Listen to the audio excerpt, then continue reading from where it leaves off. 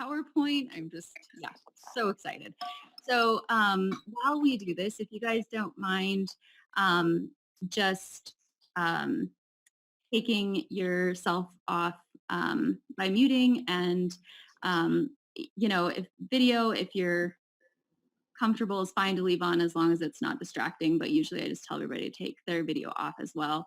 Um, and then I have some questions that came in originally from everybody. And so we'll ask those first. And then if you guys want to um, put questions directly to me in the chat box, that's great. But if we can wait until the end so that it's not popping up over and over and over all throughout the presentation, I'd really appreciate that. So, but I don't want to take away um, from Shannon's or Dr. Bennett's presentation. So I'm going to let her talk, and just very excited to have so many people showing up. I think they'll really appreciate all her wisdom. So I will let you take it away. Yeah, can I play back in a little bit? Okay. Can everybody hear me all right? Yes. Great. Okay, so I do have a short presentation. It's about just under 20 slides, and it's meant to give an overview of the coronavirus, and my approach was to address what it is, where it came from, and I'm an evolutionary biologist, and I'm fascinated in my work by zoonotic infectious diseases. So I actually study viruses that jump from natural systems into humans.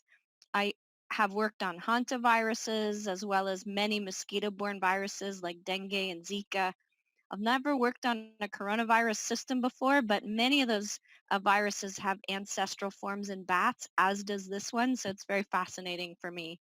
So my head has been full. My husband says, quit acting so enthusiastic, and I'm trying not to, but the scientist in me is enjoying the opportunity to really dive into the science behind coronavirus. So I'm going to talk about what it is, where it came from, and try to use some of the data we have today to understand where it's going. So I've sort of separated the talk into those three main sections, and hopefully we'll have lots of time for discussion at the end. All right, so I'm going to get started. And I have my screen up. Can everybody hear my see my screen? So it should be pretty obvious. Yes, I think yeah, we can all see it. If anybody's not on mute, can you please go on mute? Okay, so I'm at the California Academy of Sciences, Shannon Bennett. I only actually make my mother call me doctor because she always feels so proud of getting a doctor in philosophy that she always calls me doctor. But no, seriously, you can please call me Shannon. And I'm the curator of microbiology at the California Academy of Sciences. So microbes mean anything microscopic beyond visible light, and viruses are the most microscopic of microbes because they're not only smaller than we can see with a light microscope, you have to use a scanning electron or transmission electron microscope to even see them. So a lot of what we know about viruses comes from seeing the host, the symptoms that underlie a virus infection, or by looking at the genetic material that helps identify where and what a virus is and where it came from. So that's what basically happened, was that there was this novel virus that occurred, this novel virus that hit our radar, and when you visualize it, it actually looks like a crown, and that's where its name came from. So coronavirus is the group, the family of viruses that this virus belongs to, and it's getting that name from the halo that kind of surrounds it, that kind of looks like a crown, that's being driven by these little proteins, and shown in red on the diagram. They're called spike proteins. They're the main protein that binds to the host cell receptor. So all viruses have to live inside a host cell to make their way in the world, to replicate their genome. And this virus is no exception, and it uses these spike proteins to get into its host target cells. And they kind of stick up quite a bit off the surface of the virus. They're embedded on one end into the envelope membrane of the virus, and the sticky outy part is what binds to the host cell. And we know the host cell receptor is ACE2 is one of the names. So crown-like spike proteins, it's in the same group of viruses, the same family, as other viruses that we know about. One is SARS, another one is MERS, and then a whole bunch of human coronaviruses. So we know that these viruses actually infect a wide range of mammals. SARS, severe acute respiratory syndrome virus, comes from bats, but it also infects palm civets. MERS, which is Middle Eastern Respiratory Syndrome virus, was first observed in camels and it spilled over into humans, but ultimately it came from bats. And then it turns out that there's a whole bunch of seasonal viruses that cause common cold-like symptoms that are also coronaviruses in humans that circulate in humans and jumped into humans from bats maybe over the last couple of hundred years.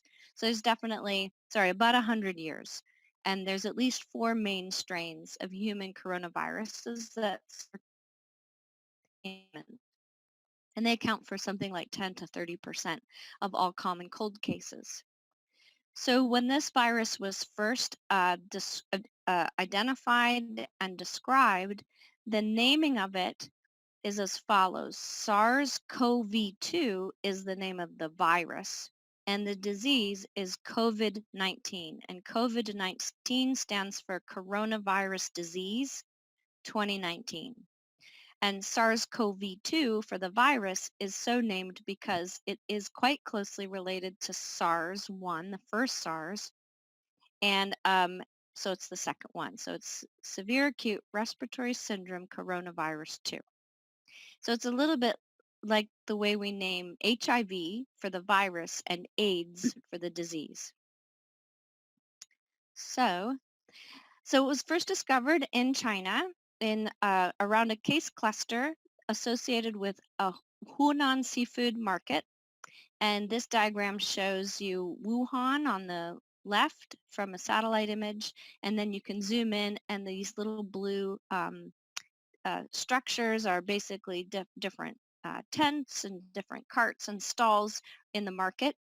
And the first case cluster, and I'm moving my arrow, the case cluster really started around the end of January, mid to end January, when it first hit the radar of medical personnel in Wuhan. And contact tracing, which is basically interviewing people and trying to understand where they were and who they might have been in touch with, linked many of those cases back to the seafood market. And all of those cases linked back to the seafood market are shown in red. So you can see that many of the cases in this period of December were all linked to the market all the way back to December 10th. There is one other case that was not obviously linked to the market that was found as early as December 1st. So that was the first indication that there was activity linked to the market.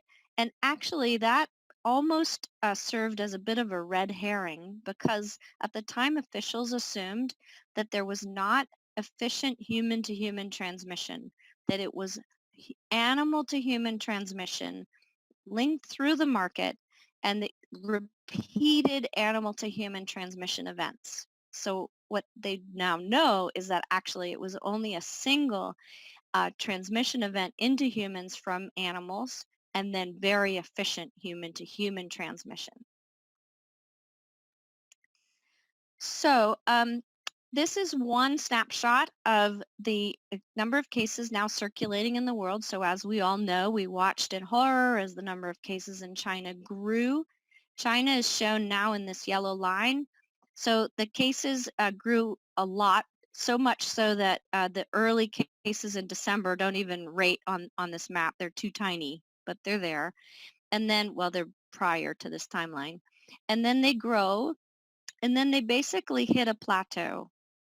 And this curve, this case accumulation curve, is basically fairly standard for an epidemic in which cases grow very rapidly and then they level off, and the cumulative number of cases stays constant through time once the epidemic wave has passed.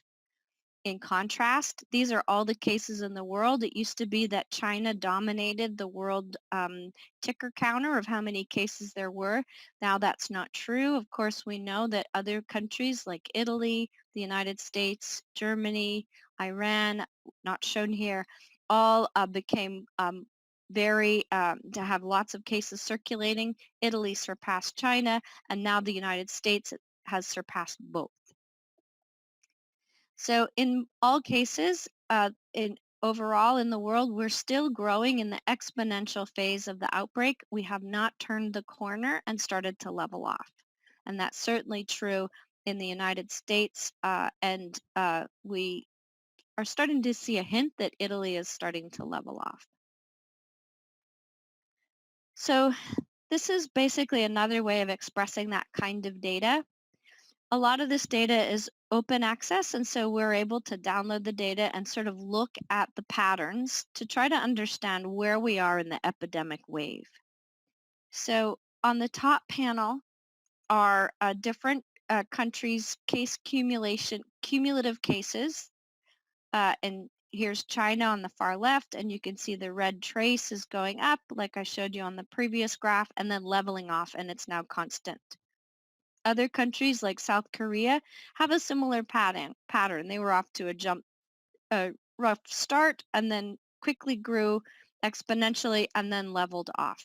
So this is what we think of as kind of an S-shaped curve with early exponential growth rate, and then you have a flip or an inversion or an inflection point in the S and then leveling off. Iran has started to level off. Japan kind of had a constant growth rate.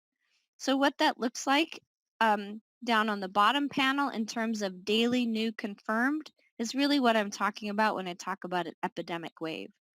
So in China, in terms of the number of daily new cases, there's a rapid increase in cases. It starts to become constant in terms of the number of new daily cases, and then starts to level off and then finally drop. So there are still, even through March, daily new cases, but there are fewer and fewer daily new cases, and that translates into this flat part of the curve. So what we really want to do is understand where the U.S. is in terms of the epidemic wave. So that's the wave, basically, an increase to a peak or crest of the wave, and then a decrease. Here is another panel showing Italy against Spain, France, Germany, and the U.S. And you can see that almost all these countries are still in, certainly France, Germany, and the U.S. are still growing exponentially with many daily new cases a day. Italy and Spain starting to show a little bit of a bend where the jump in new cases per day isn't quite as big as prior days. So there's maybe getting to the crest of their epidemic wave.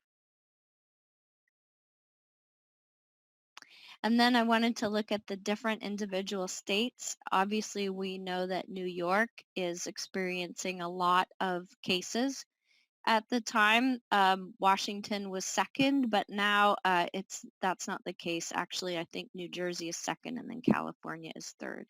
In any case, all of the states in the U.S. are still seeing exponential growth rates. So we're still in the exponential part of the curve in New York, in California, and in most other cases, most other states. So this is a graph that that our local newspaper, the San Francisco Chronicle, puts out, and it digs into the activities in different counties. And it's very helpful for individuals at my place of work at the California Academy of Sciences to sort of be able to think about where cases are distributed in our county.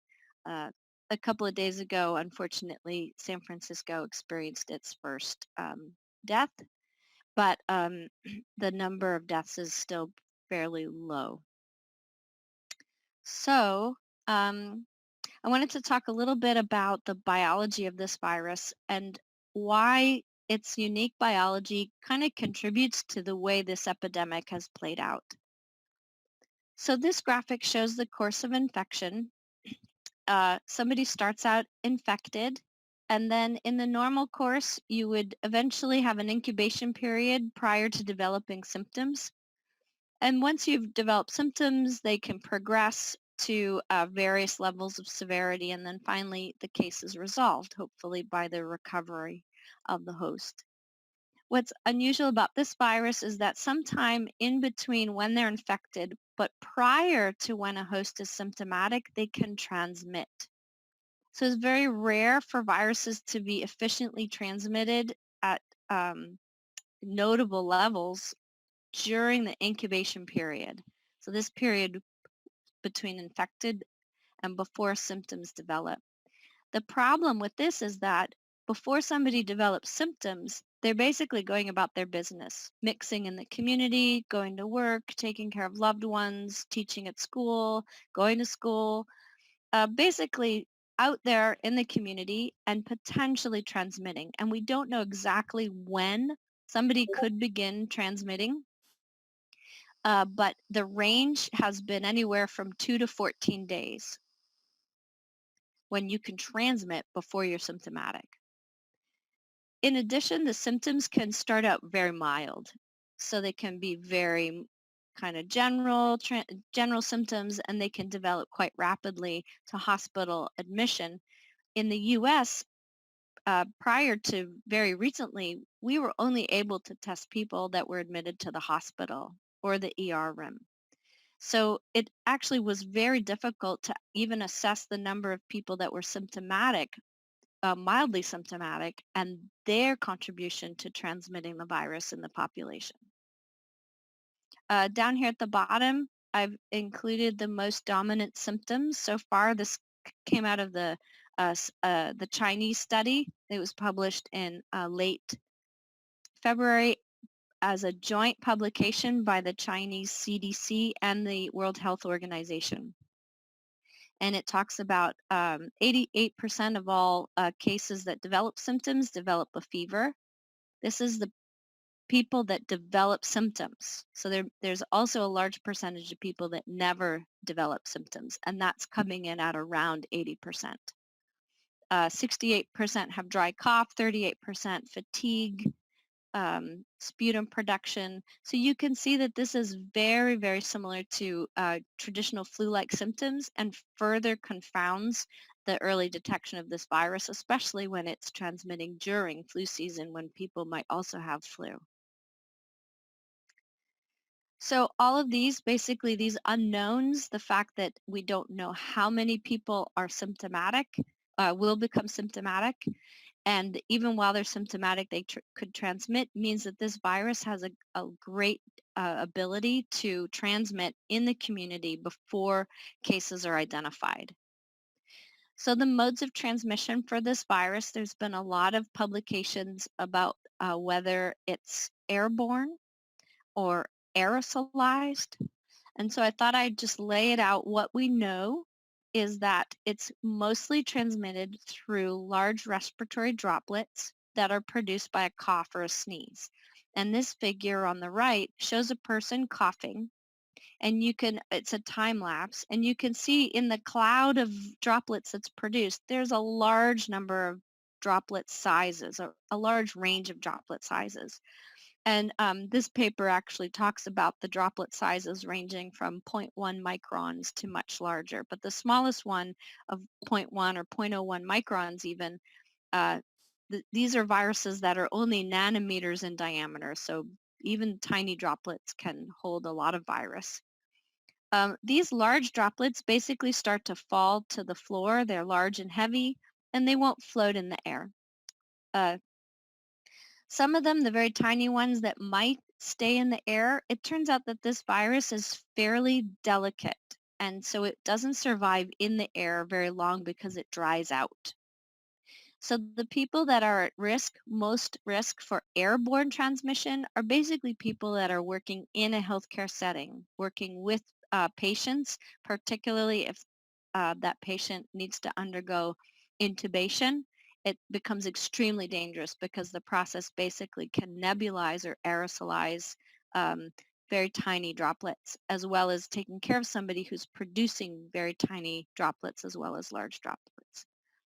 Most of us, if we're not around sick people, most of us as individuals are at most risk for picking up the virus through contact with virus-contaminated surfaces. And we call those fomites. Or sometimes I like to think of my phone, which I carry around and I put down and pick up and put down and pick up as a phonite. So I think any surface that's a high-touch surface, like a doorknob, an elevator button, a keyboard or a telephone can all be sources of surface contamination. Clearly, you can also share it through sharing a drink or kissing through direct contact with mucus. And then what's really unusual is that this virus has been shown to be fecally orally transmitted, so it's being shed in feces, so that's unusual. So take into account the various ways that this virus can transmit, as well as the fact that it can transmit before people are symptomatic.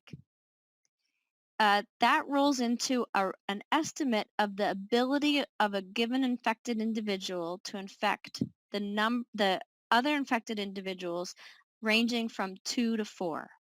So this is what we call the reproductive number or reproductive ratio of the virus, and it reflects the number of people a given infected individual can infect. So that means with a range of 2 to 4 and say a median of 2.5, a single infected individual can infect 2.5 people. MERS, in contrast, has a much lower reproductive number of 0.7, and SARS has a reproductive number of about 4 as well. But with SARS, it would only transmit to people after you were symptomatic, so it was a much easier virus to get a handle on. This is SARS-CoV-2 in a table with a note about its transmission mode in a table with other viruses that show in comparison what their reproductive numbers look like. And I'll just pull out some highlights. Measles, for example, is highly transmissible, and a given infected individual can infect up to 18 other people. In contrast, influenza, seasonal flu, or Spanish flu seasonal flu is much lower, and Spanish flu is right around 2 to 3, so kind of on the same order of magnitude. So the other parameter that we care a lot about is the case fatality rate. So this graphic sums up the data I mentioned about the reproductive number, and that's shown on the horizontal or x-axis. And it also compares these viruses on a y-axis scale for case fatality rate. So this is basically the number of cases that are identified, what percentage of them resolve in death rather than recovery. And this new coronavirus, hello, I heard someone say something. Sorry, somebody just entered. I muted them. Okay, no worries. So you can see this sort of pink box here represents the uncertainty that we have around this new coronavirus. It's basically showing you the range of estimates around the reproductive number going horizontally from 2 to 4, as well as the case fatality rate, which is also very broad, with a median of up to or about 3. So comparing that to, say, Spanish flu, which is about the highest estimate that we're getting for the coronavirus, you also can see SARS, which was much worse. It killed 1 in 10. MERS was up to 35% case fatality rate, but much less transmissible. And then here we have measles way over here on the far side, highly transmissible with a lower mortality rate, case fatality rate. And then there's seasonal flu. And then here's the swine flu epidemic, the H1N1 2009 swine flu, which was not very deadly at all. and not particularly transmissible. So that was the last pandemic as a society that we really had to deal with besides SARS in recent years.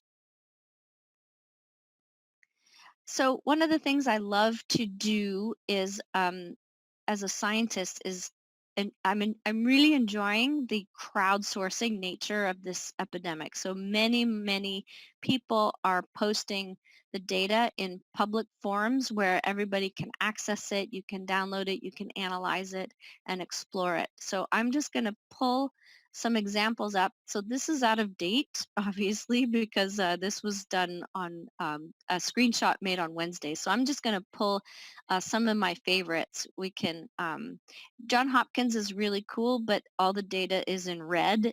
And it kind of makes me a little, I have this sort of emotional response to red. So I'm going to go to Worldometer. I'm going to make this slide deck available to everybody. But this is the Worldometer link, and it shows you that we're almost at 800,000 cases worldwide. It gives you a daily report on both the number of deaths and the recovered. I mentioned those graphs and asking where are we in the epidemic curve. You can see that we are still in the exponential phase of the growth. We haven't seen the bend or the inflection point in the cumulative number of cases.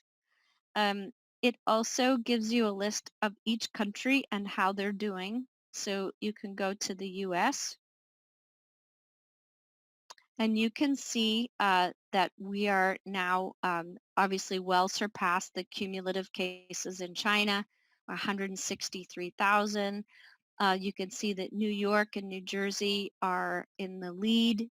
It reports the total new cases, the total cumulative cases as well as the total new cases for that day, the total deaths and the new deaths for that day. And these data, remember I mentioned to you that we are on an epidemic wave, and when the growth rate in the number of new cases starts to level off and eventually decline per day, we will have surfed that epidemic wave and we'll be coming down the other side. So one thing that I like to do is look at what that looks like. So if you scroll down on Worldometer, you can see the number of the cumulative cases going up and up and up and up exponentially. And the daily new cases, and this is at a country level, so not a state level, and you can see them growing. And then the question I like to ask is, are we starting to level off? My optimistic side says, oh, maybe we're going to start to level off soon, especially as we are all adhering to the guidelines of social distancing. The other crowdsourced data I really like to explore is, is nextstrain.org. So Nextstrain is the a repository of genetic information. It's actually from this website, GISAID, but it pulls together all of the genetic information that we have and organizes it in a family tree, which we call, as scientists, a phylogeny. So this phylogeny is color-coded by country, and every spot or circle represents a virus from a different country. And you can see there's over 2,241 genomes posted here. But let's just say here's a virus in red that's from the US, from Wisconsin, and the date that this was collected was March 23rd. And the genome was sequenced, it was put into an analysis and related in a family tree to other viruses. It turns out that it's actually related to a lot of viruses that are mixing around the world, including from Iceland. I can see France in this mix, as well as USA. Most of the USA viruses are sitting in this red clade. Most of the Chinese viruses are in this purple group. And you can see that the Chinese has been seeing steady decline in cases. There was a news article that said, oh, they had a resurgence of cases, but many of those cases they claimed were imports. Well, it turns out that they were imports. Like here's a China case that came in March 21st, and it's clearly an imported virus. It's not descendant from all the other China viruses, but rather it's descendant from a lineage that's circulating around the US as well as in Iceland. So sometimes for kicks, I like to play this little graph, and it shows you how the virus started out in China. You can see it here in China, and it's corresponding to the tree, the genetic diversity of the viruses in the tree, and it's spreading to Europe. It's starting another group of viruses here in Europe. It spread the other way and popped up in the US. It started another group of viruses localized to the US. So what this basically is telling us is that is three main things. One is that it's got a single origin from into humans, because this is all about the relative amount of variation you would expect if it jumped over once. And remember, I told you that initially the Chinese thought that it had jumped over multiple times, but it's only jumped over once from animals. And that it's evolving at a rate that we would expect. It's not accelerated. It's about 1 to 3 mutations per month. And it's organized more in geographic groupings rather than any particular strain of virus that's becoming, say, adapted to humans. And the last takeaway, I think now I'm at 4 takeaways, is that the distribution of changes is shown down here, which parts of the genome of the virus are changing, and it's kind of distributed across the genome. This spike right here is actually corresponding to the spike protein, which you can see here. So there's the spike protein. There are lots of changes in the spike protein building up, but no more in the spike protein than in other areas of the genome, not all of which we know what they do. Okay, so I'm going to take you back because I did dive into a little bit of the epidemiology, but first, before we do that, I want to talk about the evolution of this virus.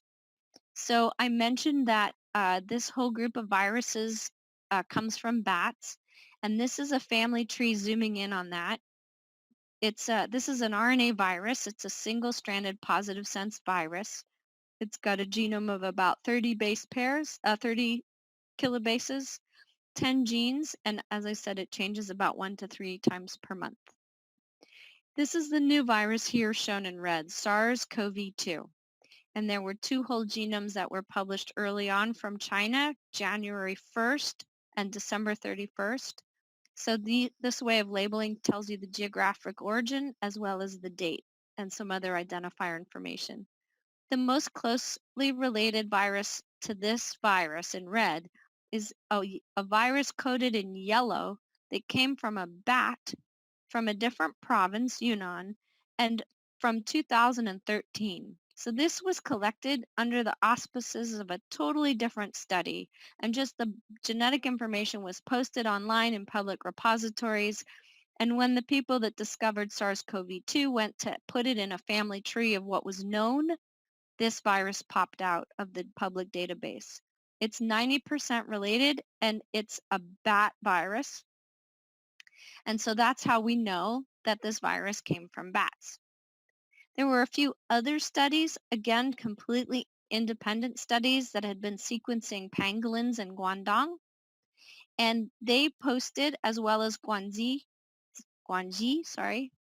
and those were also in the public repository. And they came from 2019, 2017, from different studies, from different time periods of sampling. And these samples also sit in a family tree, particularly these 2 pangolin sequences that show that they're related to these SARS viruses. And just for your reference, here's the SARS, the first SARS that emerged in 2002 and 3, and that's sitting here at it's 80% related, so it's quite a bit distant from all these other viruses. And then here's MERS, which emerged in 2012, and it's even more different. And then there's a whole bunch of seasonal coronaviruses shown in green, and they have jumped into humans over the last 100 years. And what you'll notice is that most of these have bat precursor viruses in the family tree, suggesting that bats for sure are the, at least for this whole lineage, are the origin of these viruses. So I just want to point out that when SARS-1 was discovered, people took time to do contact tracing and actually traced SARS to the palm civet in a market setting by finding and co-locating in space and time that animal and those viruses. This is not this has not been done with this virus. Everything we know about where this virus comes from just comes from doing this phylogenetic or family tree analysis from published data that's out there. That means no one tested or no one has reported testing viruses from animals that were actually sampled in that market or that were in a chain of contact with the early case clusters in Wuhan. So that work has not been done. So a lot of the information that can be derived from these genomes can tell us maybe what's different about this virus. So one thing that's different is certainly shown, there are differences in the spike protein. So this is a three-dimensional model of the spike protein in gray, and this is the host receptor ACE2, the human receptor in turquoise. And this is how the spike protein in the human coronavirus, SARS-CoV-2, compares to SARS, and the red shows the difference. Many, many differences. Remember, this virus is only 80% related to the SARS-2, but the bat precursor, which is this virus here, RATG13, is very similar, not a lot of red. Remember, this is 96% related. The surface protein, the spike protein, is actually up to 98% related. And the differences shown in red are all clustering around the binding site. So that suggests that there were changes in the binding site that are underlying how this virus made a jump into humans. So that's one major hypothesis, is that it can bind more efficiently to humans. There was actually a paper published very recently that showed that there's another protein, the furin cleavage site, that is also super important, and it determines after the virus gets in how efficiently it's processed in the host cell to bud off and make new viruses, and that's also changed. So we think this virus is better at getting into human cells, and it's also better at getting through the cells to produce progeny. So I showed you nextstrain.org. I'm just going to skip through that. Okay, so we're almost done, and I'm sorry that I hopefully didn't get too detailed, but No, this has been amazing. good. So one of the things that we've heard a lot is about flattening the curve. And the flatten the curve concept is really diagrammed in this graphic here on the right. It talks about taking the number of cases down to below the level that the healthcare system can handle it. And so basically, if we socially distance, it would be maybe shown in blue.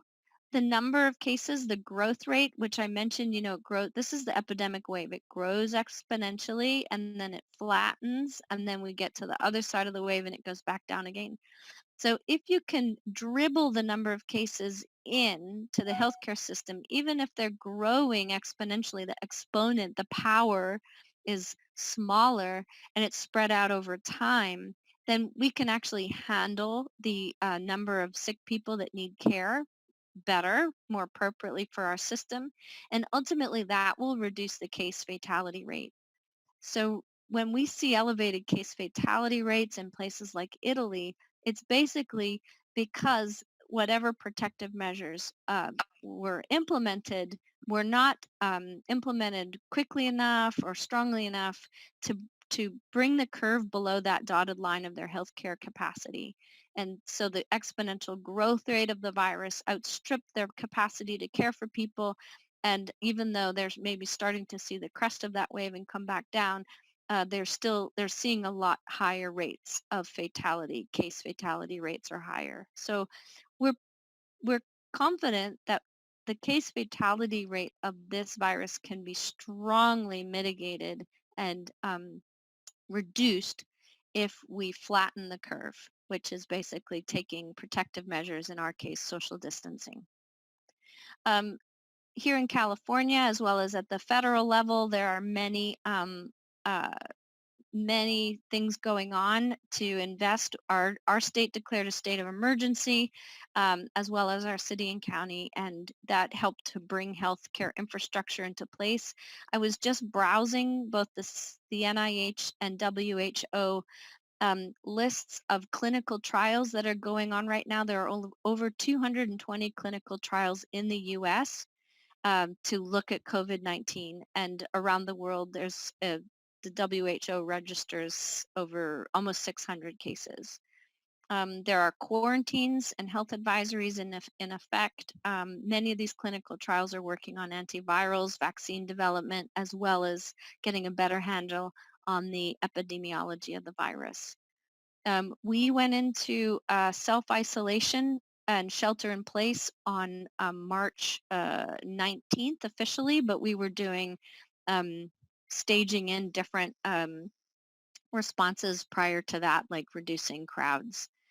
Here at the Academy, we have an incident command team where we're working, led by our chief operations officer and our legal people, to basically pull the trigger and close the academy. So we closed the academy on March 12th.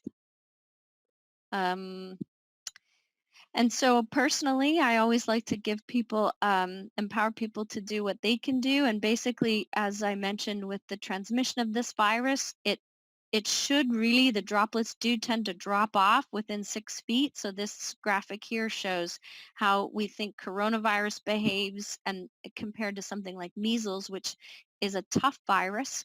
So it can stay in those tiny airborne droplets and survive a drying process much better than the coronaviruses, which are enveloped viruses in a lipid bilayer membrane, makes them very delicate.